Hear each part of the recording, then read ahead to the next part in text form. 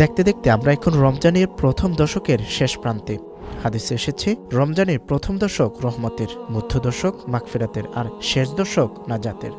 যদিও মুমিন বান্দার ওপর আল্লাহর রহমত সবসময় বর্ষিত হতে থাকে, তবে পবিত্র রমজানে এর ব্যাপকতা আরও বহুগুণে বৃদ্ধি পায়। বিশেষ করে রমজানের প্রথম দশকে আল্লাহ বান্দার ওপর বিশেষ রহমত বর্ষণ করেন। এ মাসে মুমিন বান্দাদের উপর অনবরত রহমত নাজিল হতে থাকে। এ মাস মুমিনের জন্য রহমত সঞ্চয়ের মাস। কৃষক যেমন ধানের মৌসুমে ধান উৎপাদন করে সারা বছরের পাথেয় জমা করে, ঠিক রমজান মাসও মুসলমানদের সেই পাথেয় অর্জন করার মাস। তবে রমজান মুমিনের জন্য যেমন কল্যাণকর মাস, ঠিক মুনাফিকদের জন্য সবচেয়ে ক্ষতির মাস।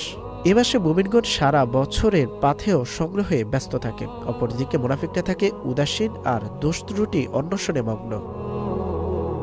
হযরত আবু হুরায়রা রাদিয়াল্লাহু তাআলা আনহু থেকে বর্ণিত, রাসূলুল্লাহ সাল্লাল্লাহু আলাইহি ওয়াসাল্লাম বলেন, আল্লাহর কসম, মুসলমানদের জন্য রমজানের চেয়ে উত্তম কোনো মাস আসেনি, এবং মুনাফিকের জন্য রমজান মাসের চেয়ে অধিক ক্ষতির মাসও আর আসেনি। কেননা মুমিনগণ এ মাসে ইবাদতের শক্তি ও পাথেয় সংগ্রহ করে, আর মুনাফিকরা তাতে মানুষের উদাসীনতা ও দোষ ত্রুটি অন্বেষণ করে। এ মাস মুমিনের জন্য গনিমত আর মুনাফিকের জন্য ক্ষতির কারণ।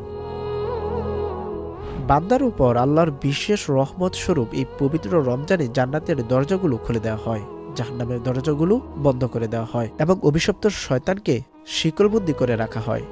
রমজানে মুমিনগণ পাপমুক্ত থেকে রোজা পালনের মাধ্যমে আল্লাহর বিশেষ রহমত লাভ করে।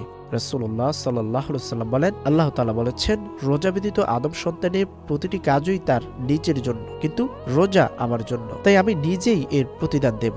রোজা ঢালস্বরূপ। তোমাদের কেউ যেন রোজা পালনের দিন অশ্লীলতায় লিপ্ত না হয় এবং ঝগড়া বিবাদ না করে। যদি কেউ তাকে গালি দেয় অথবা তার সঙ্গে ঝগড়া করে, তাহলে সে যেন বলে, আমি রোজাদার। সুতরাং যে এ মাস পেয়েও আল্লাহর অনুগ্রহ থেকে বঞ্চিত হলো, প্রকৃতপক্ষে সেই সকল কল্যাণ থেকে বঞ্চিত হলো। তাই মুমিন বান্দাদের উচিত আল্লাহর রহমত পাওয়ার জন্য সওয়াবের কাজে অগ্রগামী হওয়া।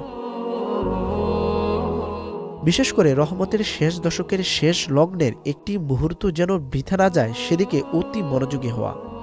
বলা যায়, রহমতের এই শেষ সময়গুলোতে মুমিন বান্দাদের করণীয় হবে দুনিয়াবি কাজ কমিয়ে দিয়ে ফরজ ইবাদতের পাশাপাশি নফল ইবাদত বাড়িয়ে দেওয়া এবং ক্ষমা চেয়ে চোখের পানি জড়িয়ে আল্লাহর কাছে নিজের জন্য, সন্তানের জন্য ও পরিবারের জন্য দোয়া করা।